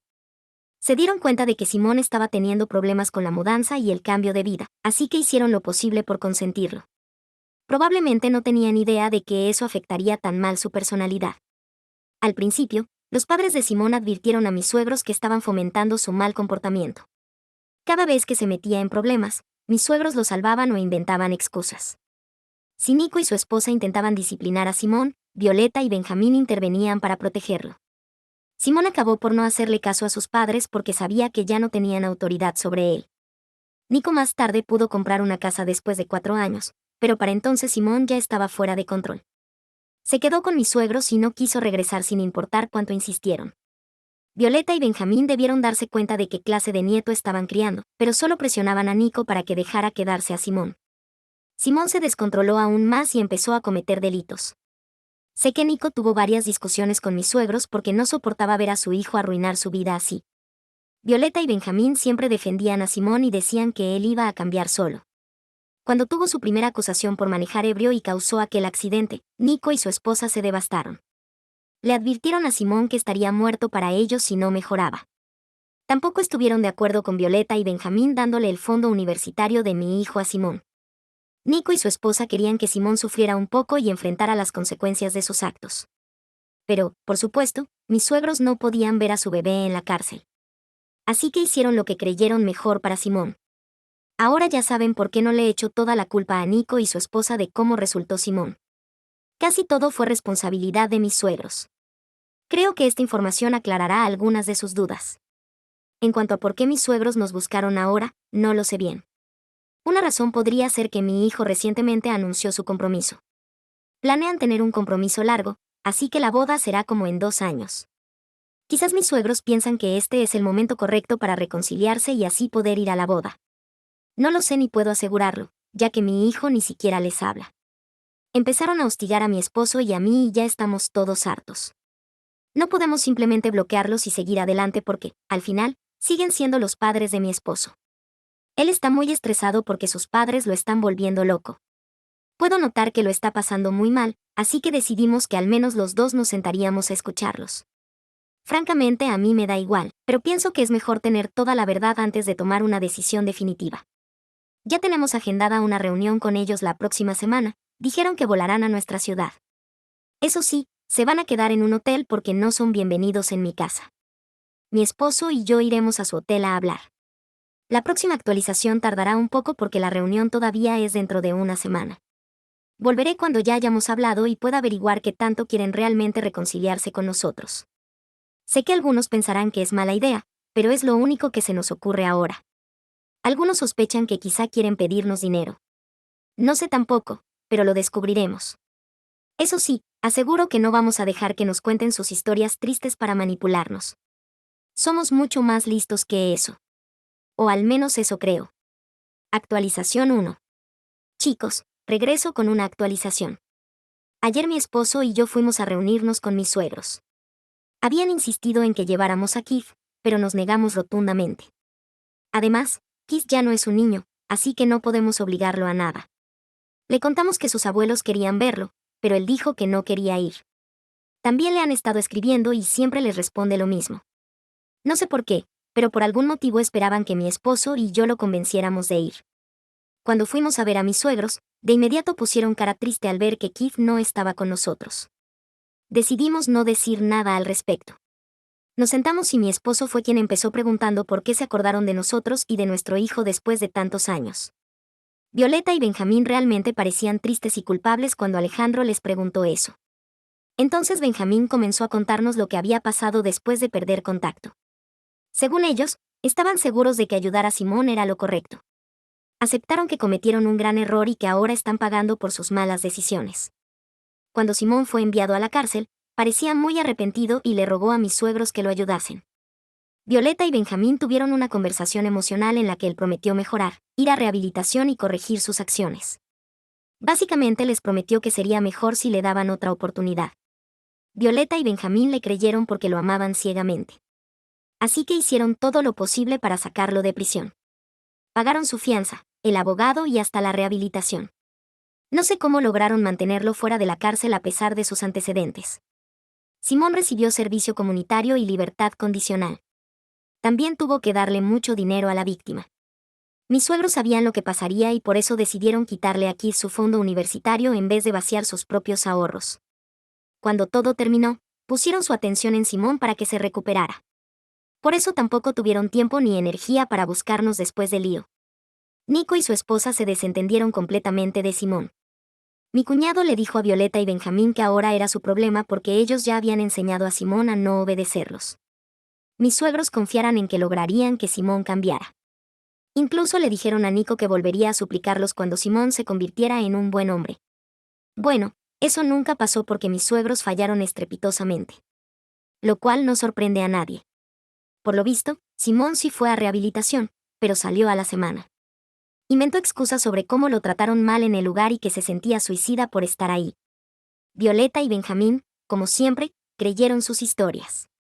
Le dijeron que se tomara un descanso y volviera después a una rehabilitación diferente. Eso jamás sucedió. Simón enseguida volvió a consumir y a meterse en problemas. También empezó a robarle a mis suegros para financiar su vida delictiva.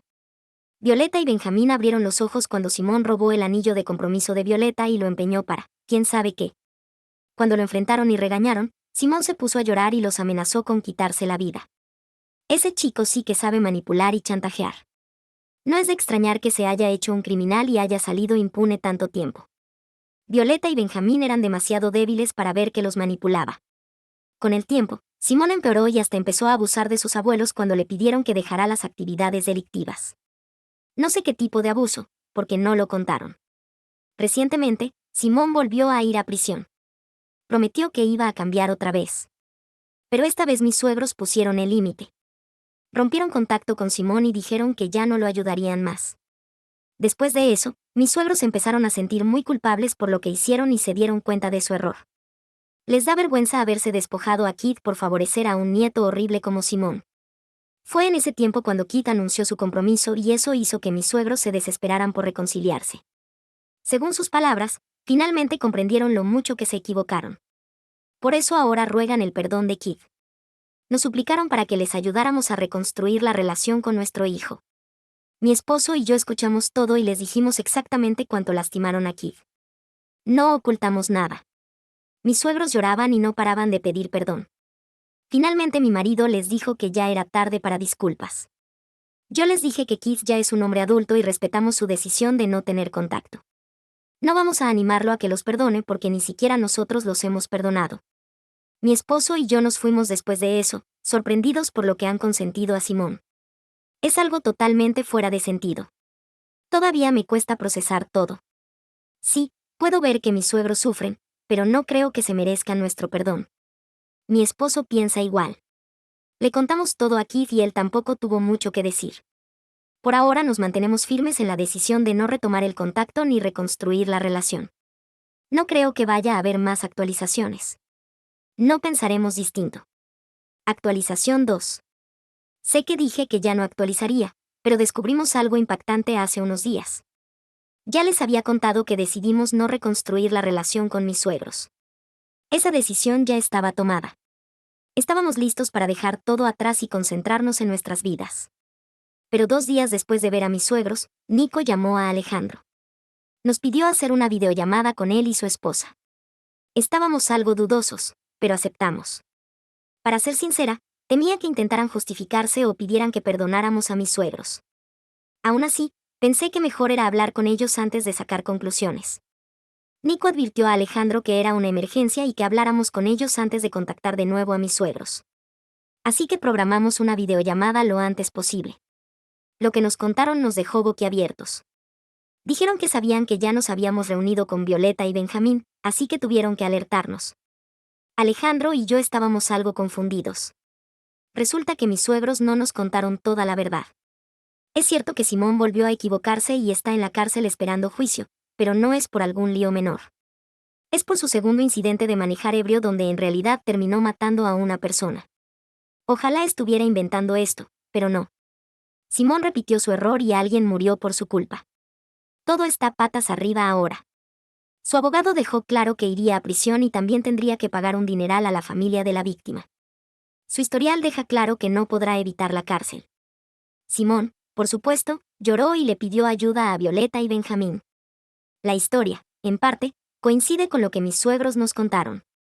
Pero mintieron sobre lo que pasó después. Contrario a lo que dijeron, Violeta y Benjamín sí aceptaron ayudarlo otra vez. No cortaron totalmente la relación. Volvieron a ayudarlo. Pero esta vez simplemente no tenían dinero suficiente. Fueron con Nico y le pidieron ayuda y él se negó tajantemente. Violeta y Benjamín luego insultaron y gritaron a Nico y su esposa por dejar que su hijo acabe en la cárcel. Nico simplemente les dijo que ellos eran los responsables de que Simón arruinara su vida. Nico y su esposa dejaron claro que no querían tener nada que ver ni con Simón ni con ellos. Así que mis suegros se pusieron a dar vueltas y luego nos buscaron a nosotros. Probablemente esperando manipularnos para volver a acercarse y así pedirle dinero a nuestro hijo.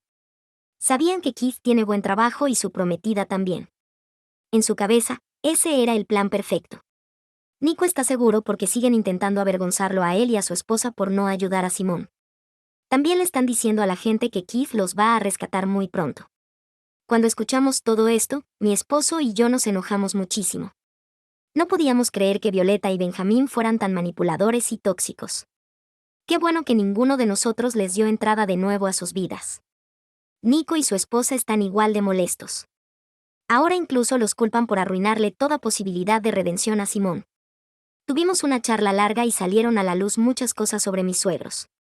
Ya no son buenas personas. Alguien murió por culpa de Simón y aún así rechazan que enfrente las consecuencias. Eso es simplemente patético y asqueroso. Alejandro y yo le contamos todo a Keith porque no queríamos que mis suegros le inventaran alguna historia triste. Él está tan indignado como nosotros. Creo que con eso sellamos la decisión de no volver a dejar que mis suegros formen parte de nuestras vidas. Allá ellos con lo que hicieron. El karma ya les está llegando, estoy segura. Solo hay que esperar y ver. Habrá un día en que se arrepientan en serio de lo que nos hicieron. Estoy casi segura que falta poco para ese día. Actualización 3. Había olvidado totalmente este post hasta que alguien me mandó un mensaje privado ayer preguntando en qué terminó todo. Mi hijo y yo de hecho pusimos la fecha de la boda más pronto de lo que esperaban, así que llevamos meses con los preparativos y todo eso. No ha vuelto a pasar nada con mis suegros porque ya los tenemos bloqueados. Así que hemos disfrutado la tranquilidad y el post se me fue completamente de la mente. Estoy envejeciendo y lo noto. En fin, no regresaría a publicar si no tuviera algo que contar. Volví y vi que muchos esperaban que el karma se encargara de mis suegros. Veo que esto les interesó mucho. No se van a decepcionar porque el karma sí les llegó. Como todos predijimos. A poco de haber publicado esto, volvimos a cortar contacto con ellos. Bloqueamos sus números y todo. Nico y su esposa hicieron lo mismo. Pasaron 4 meses y fue entonces que Nico nos llamó con novedades. Violeta y Benjamín se presentaron en su casa peor que nunca. A Nico no le interesaba oírlos, pero igual quisieron hablar. Nico ya sabía que Simón había terminado en prisión. La justicia no le falló esta vez. Incluso salió en las noticias locales, así que todos saben lo que hizo. Mis suegros fueron duramente criticados por dejar que todo llegara tan lejos porque la gente sabía que Simón vivía con ellos. Violeta y Benjamín intentaron de todo para evitar que Simón fuera a la cárcel. Eso les salió carísimo. Gastaron todo su dinero en abogados, entre otras cosas. Incluso hipotecaron su casa por los gastos acumulados. Sin contar que han estado gastando en Simón por casi una década. Y se quedaron sin opciones. Al final, Simón sí terminó en prisión y no pudieron evitarlo. Todo su dinero se fue por el desagüe. Pusieron la cantidad que pedía la corte para la familia de la víctima a nombre de Simón. Poco después, la policía volvió a tocar su puerta. Ahora los investigan por sobornar a los funcionarios encargados del caso. Violeta y Benjamín, estúpidamente, intentaron sobornar a los miembros del jurado con dinero. Probablemente hicieron otras cosas que ni sabemos. La noticia corrió rápido y ahora tienen serios problemas. Fueron con Nico a pedir ayuda y compasión. Pero él se rió y les cerró la puerta. Siguen siendo investigados y, por lo visto, hay pruebas suficientes contra ellos. Parece que mis suegros acabarán en la cárcel también. No podemos creerlo. De verdad cayeron bajo. Solo me alegra que no tengamos nada que ver en esto. Ni siquiera siento lástima por ellos. Pudieron haber tenido una buena vida tras jubilarse, pero eligieron hacer el mal y acabaron peor. A veces el karma es justo, para ser sincera. Eso es todo sobre nuestra situación. En cuanto a mi familia y a mí, no tenemos nada que ver ya con mis suegros. Hemos construido una familia fuerte y no necesitamos su presencia. Alejandro y yo estamos muy bien ahora y emocionados por la boda de Kid. Ojalá todos bendigan a los novios y recen para que su matrimonio sea un gran éxito. Creo que esto resume todo, así que será mi actualización final. Tal vez borre este post también porque creo que ya es hora de superar todo esto. Mi novio me obligó a alejarme de mis mejores amigos solo porque fui honesta sobre mi pasado. Voy a dividir esto en secciones para mantener todo en orden cronológico. Puedes bajar a la parte 3 para el problema real con mi novio. Parte 1. Los antecedentes. Déjame empezar de una vez con el problema. Mis 2 mejores amigos en el mundo son hombres y he tenido sexo con ambos. No es tan grave como parece. No es que tenga sentimientos por ninguno de ellos. Ambos son amigos de la infancia a quienes conozco desde hace años y los quiero mucho con todo mi corazón. Pero la idea de tener una relación con cualquiera de los dos es impensable. Uno de ellos, vamos a llamarlo Roberto, ahora está casado, pero tuvimos una relación breve en el último año de la preparatoria. Terminamos después de menos de un año por varias razones. Yo quería viajar al extranjero para la universidad y él quería hijos, pero yo no. A su mamá no le parecía que yo fuera buena para él. Ya sé, pero aún así seguimos siendo amigos. El otro, vamos a llamarlo Juan, es un poco más complicado. Jamás saldría con él porque tiene problemas serios. Y no son tanto los problemas en sí lo que me impide salir con él, sino el hecho de que se niega rotundamente a buscar ayuda o terapia. Tuvo un trauma de la infancia importante que reprime totalmente y eso ha afectado su capacidad para tener una relación. Es algo mujeriego. Cuando volví de la universidad en el extranjero, yo tenía 23 años y estaba completamente sola y necesitaba un lugar para vivir. Sus padres se mudaron a un departamento en la playa y dejaron que Juan viviera en su casa vieja, y él me ofreció una de las habitaciones sobrantes por una renta muy baja. Entonces vivimos juntos un tiempo y no pasó nada. Salí con un chico como por 2 años y Juan tenía un flujo constante de mujeres entrando y saliendo de su cuarto. Pero descubrimos un sistema que funcionaba para nosotros y nos hicimos aún más cercanos. El problema fue que una noche, como un año después de que terminé con mi ex, estábamos en la casa solos y nos emborrachamos juntos. Ambos estábamos súper excitados y tuvimos sexo. Y fue increíble, de verdad impresionante. No sé si fue porque estaba borracha o porque solo había estado con otras 2 personas en mi vida y ambos fueron muy mediocres. Roberto y yo éramos vírgenes y solo tuvimos sexo como 2 veces antes de terminar. Y una de las razones principales por las que terminé con mi otro ex fue la incompatibilidad sexual. Pero de cualquier forma, estuvo genial y no queríamos parar. Así que seguimos teniendo sexo como por 8 meses. En ese momento una de sus exnovias volvió a su vida y él se dio cuenta de que tenía sentimientos por ella. Intentamos dejar de tener sexo pero, sinceramente, no tenemos autocontrol. Me di cuenta de que tenía 29 años, un trabajo estable y no había razón para no mudarme, así que me fui. Tuvimos una última noche de sexo el día antes de que yo me mudara y acordamos no hablar nunca más del tema. Parte 2. El novio. Supongo que puedes saltarte esta parte, solo cuento como mi novio, a quien llamaremos Samuel, y yo empezamos a salir y menciono algunas de sus inseguridades y por qué esto puede ser un problema para él. Samuel había sido compañero mío desde hace tiempo. Empezamos a trabajar juntos cuando conseguí mi trabajo a los 26 años. Él tenía 29 y estaba divorciándose. Me lo contó todo mientras ocurría. Él y su esposa se casaron demasiado rápido. Ella acababa de terminar con su exnovio y a los 5 meses de salir con Samuel descubrió que estaba embarazada del hijo de su ex. Ella presionó a Samuel para casarse porque no quería ser mamá soltera y él aceptó. Te puedes imaginar por qué eso no funcionó. De cualquier forma, Samuel y yo nos hicimos mejores amigos en el trabajo. Él me contaba historias sobre su divorcio y yo le contaba historias vergonzosas de mi infancia con Roberto y Juan. Ah, sí, ¿no mencioné que todos trabajamos juntos? Roberto y Juan están en distintos departamentos, pero es una empresa bastante cercana, así que él sabía que yo había salido con Roberto en la prepa, pero nunca supo que me acosté con Juan. Cuando le dije que me iba a mudar de la casa de Juan, me preguntó por qué y solo dije que ya estábamos grandes y era hora de tener mi propio espacio, lo cual era totalmente cierto. Eso justo pasó el día que él me confesó que sentía cosas por mí desde hacía tiempo y empezamos a salir. Parte 3. El problema. Hace como medio año decidimos mudarnos juntos. Su contrato terminaba y yo soy dueña de mi casa, así que él se mudó conmigo.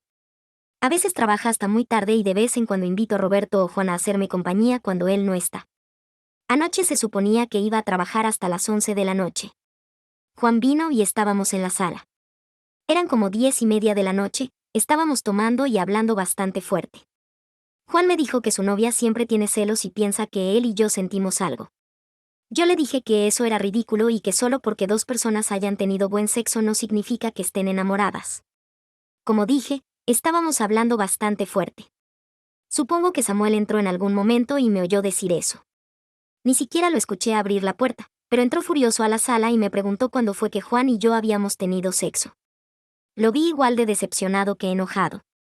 Juan se fue porque no quería estar metido en nuestra discusión. Le expliqué todo, le conté que Juan y yo solíamos acostarnos cuando vivíamos juntos, y que esa era parte de la razón por la que me fui de su casa, porque no era sano para nosotros tener esa relación. Ya habían pasado 4 años y casi nunca hablábamos del tema, no ha afectado nuestra amistad para nada. Samuel ahora me dice que se siente incómodo con el hecho de que me haya acostado con las 2 personas que considero mis mejores amigos en el mundo. También le incomoda que solo unos días antes de que él y yo empezáramos a salir, yo tuve sexo con Juan. Él dice que eso mancha toda nuestra relación porque le mentí al respecto. Pienso que está siendo un poco puritano con el tema. Por supuesto que tengo un pasado sexual, ¿por qué importa si fue solo unos días antes y no significó nada?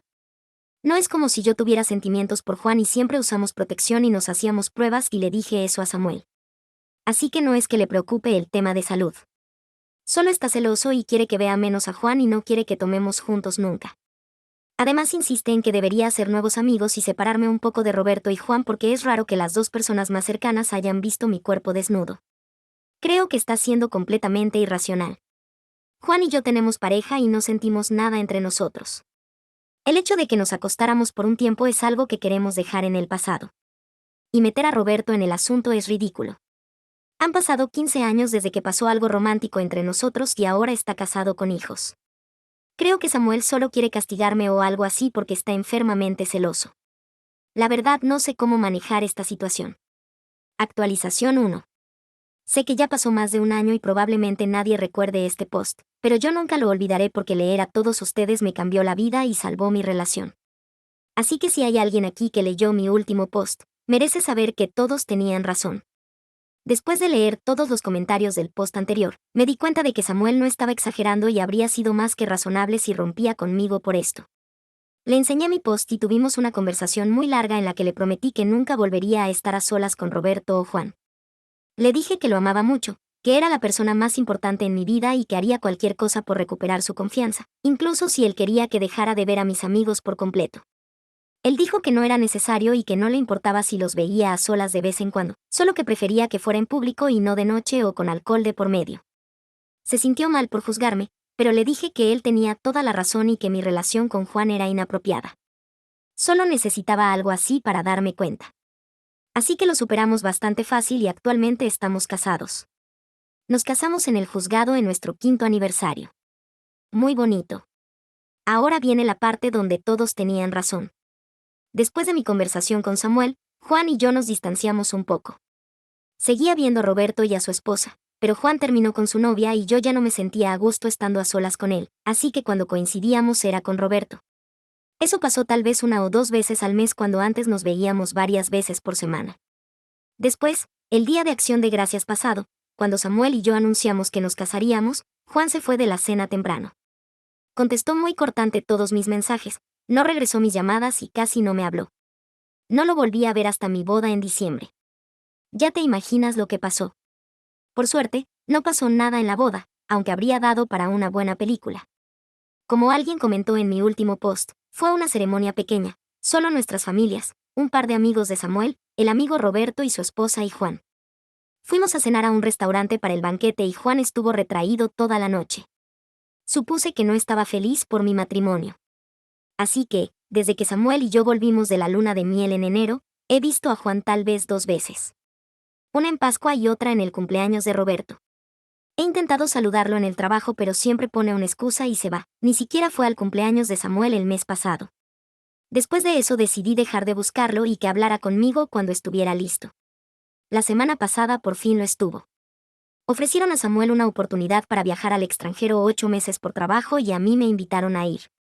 Decidimos aceptar y supongo que Juan vio el post de Samuel porque al día siguiente me buscó en el trabajo. Me preguntó si de verdad me iba a ir del país 8 meses y cuando le dije que sí, me preguntó por qué no podía quedarme. Le pregunté por qué le importaba si no hemos hablado casi nada en meses. Él dijo, lo siento, olvídalo, y se fue. Pero en ese momento fue más claro que nunca lo que realmente pasaba. Así que Samuel y yo nos vamos en septiembre. Su trabajo lo espera de vuelta pero yo decidí buscar uno nuevo. Me alegra irme del país un tiempo. Me siento tonta de no haberme dado cuenta de que Juan podía sentir algo por mí.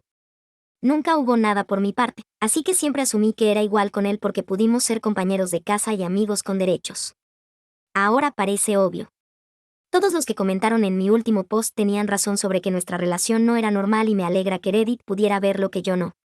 Estoy increíblemente feliz y enamorada de mi esposo y ni quiero imaginar qué habría pasado si no hubiera posteado aquí. Así que gracias de nuevo a todos y espero que esta actualización sea en alguna forma satisfactoria. Mi pareja me hizo sentir culpable y loca después de meses de insultos y maltratos solo para no dejarlo. Hola. Cuento todo esto como desahogo. Por razones obvias, mi pareja, de 30 años, y yo, de 31, llevamos juntos alrededor de 1 año y medio. Hace unos meses me mudé con él por temas económicos y de vivienda y, sinceramente, ya me arrepiento. Él ha admitido que tiene problemas de ira y va a terapia por eso. Siempre dice que es el único que pone esfuerzo en la relación, pero yo empiezo a sentir que camino sobre cascarones ahora que estoy mejor económicamente. He estado buscando terapia yo misma. No por ira, sino por un trauma que viví este año. La cosa es así. Él azota puertas aunque ya le dije que eso me asusta, grita, me insulta y me ha terminado en medio de una discusión solo para probar un punto. Incluso me ha despertado azotando puertas cuando estaba enojado y una vez manejó de forma temeraria conmigo en el auto y tuvo un ataque de ira al volante. Cuando le saco estos temas, dice cosas como que eso nunca pasó o que cuando fue la última vez que lo hizo, como si yo me lo hubiera inventado. Después de eventos sociales, se la pasa criticando cómo actué o hablé. Ya tengo ansiedad social y ahora temo salir con él porque sé que encontrará algo de lo que enojarse después. Siempre que trato de poner un límite o decirle que algo me incomoda, él sigue presionando. Me frustro y de repente yo soy el problema porque tengo actitud. Si trato de tomar distancia, por ejemplo, durmiendo en el cuarto extra después de discutir, saca mi ropa y pertenencias para allá y me dice que me quede ahí siempre. Después cambia completamente y se muestra muy triste y deprimido hasta que yo lo consuelo, como si la que tuvo la culpa fuera yo. Es desgastante emocionalmente. También se pone celoso cuando soy amable con sus compañeros de cuarto hombres o con otras personas, aunque en realidad soy amable con todos. Una noche me acusó de borrar mensajes y de engañarlo porque vio el reflejo de mi teléfono y pensó que yo ocultaba algo. En realidad solo le estaba escribiendo a una amiga para decirle que me sentía insegura y ansiosa durante una pelea. Después trató de meterse al cuarto extra para revisar mi teléfono y luego fingió que me extrañaba solo para que volviera a la cama. Me dice que debo o no debo hacer porque le importa, pero se siente más bien como si no creyera que pueda manejar la vida por mí misma aunque soy muy independiente y tengo más experiencia propia que él. Otra cosa que realmente me molesta es que dice cosas crueles y prejuiciosas sobre la gente en público. Dice que es su personalidad de chica mala. Incluso ha hecho comentarios racistas y gordofóbicos. Y cuando se lo señalo me dice que yo soy peor, lo cual no es verdad. Últimamente sigue diciéndome que yo soy el problema y que tengo que mirar dentro de mí. Culpa sus crisis a estrés o salud mental, toma muy poca responsabilidad y las cosas cambian un poco por un tiempo hasta que vuelven a ser como antes. Termino las discusiones sintiéndome confundida, culpable y como si tuviera que disculparme por cosas que ni siquiera hice mal. Sé que no soy perfecta, pero esto no puede ser normal, ¿verdad? Yo nunca le hablo ni lo trato así. La única razón por la que he aguantado es porque puede ser dulce. Cocina, ayuda a limpiar, es cariñoso y cuando está de buen humor todo parece fácil. Pero normalmente está de mal humor y se queja de todo lo que pasa, aunque sea una mínima molestia, y eso le cambia el ánimo. Pero estoy segura de que me estoy desenamorando ya que estoy más estable financieramente. Le dije que creo que deberíamos vivir separados cuando termine el contrato porque nuestras peleas constantes son muy estresantes. Pero sé cómo va a ser. Va a hacerme sentir culpable, a mandarme mensajes sin parar y hará que parezca que lo estoy abandonando. Se supone que íbamos a mudarnos a nuestro propio lugar juntos, pero ahora ya no estoy segura de nada. ¿Esto suena como abuso emocional o soy yo la que está mal? Me gustaría tener opiniones sinceras desde fuera, por favor. Actualización 1. Primero, solo quiero agradecer a todos por el apoyo y los ánimos en mi post anterior. Significó mucho para mí. Cada vez que empezaba a dudar de mí misma, leía sus comentarios. Me ayudaron mucho. Me fui hoy. Dejé una carta y me fui rápido porque sabía que era lo más seguro y mejor. Encontré una habitación para rentar en una zona y casa hermosas. La casa es solo de mujeres y curiosamente mi casera es trabajadora social en violencia familiar, así que fue súper comprensiva y me apoyó durante todo el proceso. Le conté mis planes a personas de confianza en mi trabajo y también me apoyaron. Nunca pensé que yo sería alguien que caería en una relación tan mala. Siempre he sido buena para alejarme ante las primeras señales, pero esta persona me encontró justo cuando estaba sola, con problemas de salud mental y de dinero. Pero sí hubo señales desde el principio que ignoré y me dio lástima porque él era experto en hacerme sentir mal por dejarlo. Estas eran las señales. Me envolvió con amor rápido. Me presionó para ser su novia cuando yo todavía no estaba segura. Decía que haría lo que fuera por apoyarme y estaba ahí para mí. Muchas veces me echaba en cara lo que hacía por mí cuando se enojaba y que yo no hacía nada por él. Trató de presionarme para abrir una cuenta de banco conjunta y compartir mi seguro, y cuando yo decía que no y que no estaba lista, él decía que yo evitaba crecer como pareja. Me hizo dudar de la realidad, diciendo que cosas no pasaron o que yo no dije algo cuando sí lo dije, sobre todo cuando se trataba de afecto y supuestamente yo no se lo daba, lo cual era raro. Se ponía a hacer pucheros y dormía todo el día cuando no salían las cosas como quería hasta que yo me rendía y le daba afecto. Doble moral. Para él estaba bien tratarme como lo hacía, pero si yo tenía un poco de actitud o le respondía, ya no estaba bien. Tenía que hablarle con voz de niña y eso lo odiaba para evitar que se enojara y no empezara una pelea. Azotaba puertas, arrojaba cosas, me insultaba, alzaba la voz, me miraba feo y andaba de malas por toda la casa. Incluso hacía esto en la madrugada cuando yo quería dormir y tenía que trabajar temprano. Manejaba de forma temeraria y a alta velocidad conmigo o fuera, del auto cuando estaba enojado y una vez la policía nos detuvo de noche. Una noche cuando intenté calmarlo y lo abracé porque se estaba enojando conmigo, según él yo estaba siendo confrontativa y entonces me empujó. Insistía en acompañarme a lugares públicos o a mis citas médicas para apoyarme y ayudar, pero si yo rechazaba esa ayuda, él se quejaba diciendo que yo no la aceptaba y que se sentía inútil. Después de interacciones sociales, criticaba todo lo que decía o cómo actuaba y terminaba peleando por eso. Siempre sentía ansiedad al salir con otras personas. Tiraba mis cosas fuera de nuestro cuarto y las aventaba en el suelo. Llegó a esconder la garrafa de agua limpia en su cuarto para que yo no pudiera tomar. Cuando se enojaba decía que no merecía los regalos que me daba y me los quitaba. Hasta devolvió fotos mías y tiró cosas de los dos a la basura. Terminó conmigo en medio de una pelea y amenazaba con echarme de la casa. Una vez que rompió conmigo y yo no reaccioné como él quería, me dijo que iba a suicidarse o que no estaba bien. Me hacía sentir culpable por su comportamiento y parecía que todo era justificable porque él estaba tan herido y triste. Decía que solo quería amor y hablaba de su infancia para hacer que estuviera bien su actitud. Me preguntaba dónde estaba o qué hacía si usaba sus audífonos, y si no le contestaba rápido se enojaba aunque estuviera ocupada. Hablaba mal de extraños y amigos y cuando lo confrontaba se enojaba y me decía que yo era peor, cosa que nunca fue cierta. Me acusaba de engañarlo o hacía comentarios pasivo-agresivos porque era reservada con mi teléfono. Pero era reservada porque hablaba con amigas y buscaba señales de abuso emocional, tratando de convencerme de que no estaba loca. Llegué a tener ataques de pánico y a veces terminaba vomitando. Una vez él se desentendió completamente y puso música a todo volumen para no escucharme.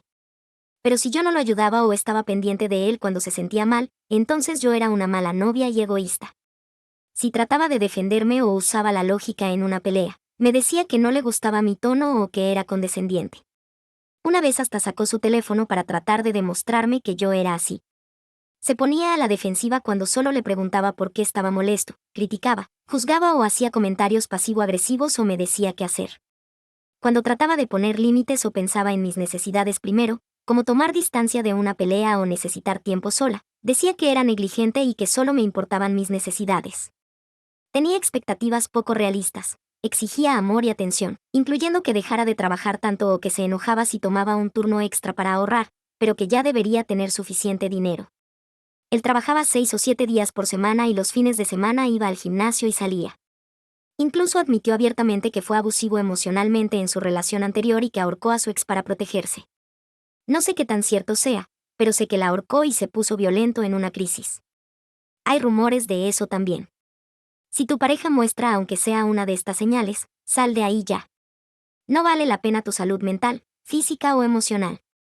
No esperes a que sean violentos, porque cuando llegue ahí, será más difícil dejarlo. Agradezco haberlo hecho a tiempo porque vivíamos con compañeros y no quiero ni imaginarme que hubiera pasado solos. Gracias otra vez por todo el apoyo. Me queda un largo camino de terapia, sanar y volver a ser la mujer que era, pero vale la pena. Solo espero que me deje en paz. Cuídense mucho.